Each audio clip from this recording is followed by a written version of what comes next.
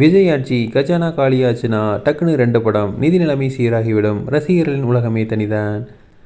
விஜய் பற்றி அவரது ரசிகர்கள் சொல்லும் விஷயங்கள் சோசியல் மீடியாவில் பரவலாக ஷேர் செய்யப்பட்டு வருகிறது. குறிப்பாக மீம்ஸ் கிரியேட்டர்களுக்கு இது ஒரு நல் வாய்ப்பாக அமைந்து வருகிறது. விஜய் ரசிகர்கள் அறிவில்லாமல் பேசும் அனைத்தையும் மீம்ஸாக கிரியேட் செய்கிறார்கள் மீம்ஸ் கிரியேட்டர்கள். குறிப்பாக கஜானா காலியாவது போல் இருந்தால் டக்குன்னு 2 படங்களில் நடித்து அதன் மூலம் கிடைக்கும் 1000, 2000 கோடியை எடுத்து கஜானாவை நிரப்பிவிடுவார் என பேசுவதை கேட்கும்போது விஜய் ரசிகர்களின் உலகமே தனிதான் என சொல்ல தோன்றுவதாக விமர்சனங்கள் எழுதியுள்ளன. விஜயின் நலத்திட்டங்கள் குறித்து அவரது ரசிகர்கள் பேசும்போது விஷயங்கள் கொஞ்சமும் யதார்த்தத்துக்கு பொருந்தாததை போல இருக்கின்றன. குறிப்பாக மக்களுக்கு பணம் கொடுக்கும் அவரது அறிவிப்பு பற்றி இளம்பெண் ஒருவர் பேசும்போது விஜய் முகத்தை பார்த்து கண்டிப்பாக அவருக்கு ஓட்டு போடுவார்கள்.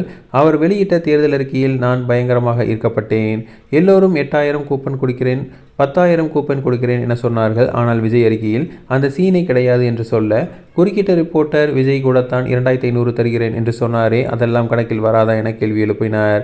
சட்டென அலாட்டான அந்த பெண், இந்த இடத்தில்தான் நீங்கள் தப்பா புரிந்து கொண்டிருக்கிறீர்கள். அவர் மக்கள் பணத்திலிருந்து தருவேன் என்று சொல்லவில்லை, என்னுடைய பணத்திலிருந்து கொடுக்கிறேன் என்று சொல்லியிருக்கிறார்.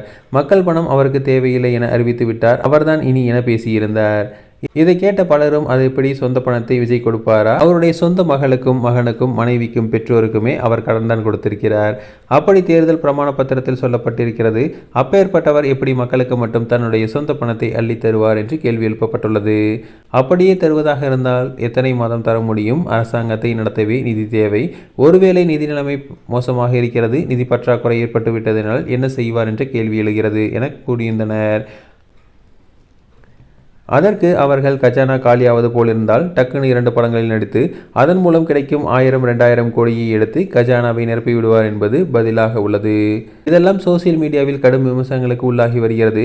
ஆட்சி அதிகாரம், நிதி நிர்வாகம், அரசியல் இது குறித்து எதுவும் தெரியாமல் எதையாவது பேசி வருவது, இதையெல்லாம் தெரிந்தவர்கள் பேசினால் கடித்து வைப்பது என விஜய் ரசிகர்கள் ஆக்ரோஷமாக சோசியல் மீடியாக்களில் வலம் வந்து கொண்டிருக்கின்றனர்.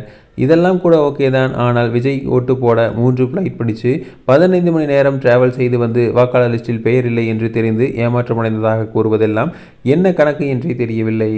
படித்து வெளிநாட்டில் வேலை செய்து வரும் நபர்களுக்கு தங்கள் பெயர் வாக்காளர் பட்டியலில் இருக்கிறதா இல்லையா என்பது கூட தெரியாதா? கேள்வியும் எழுந்துள்ளது.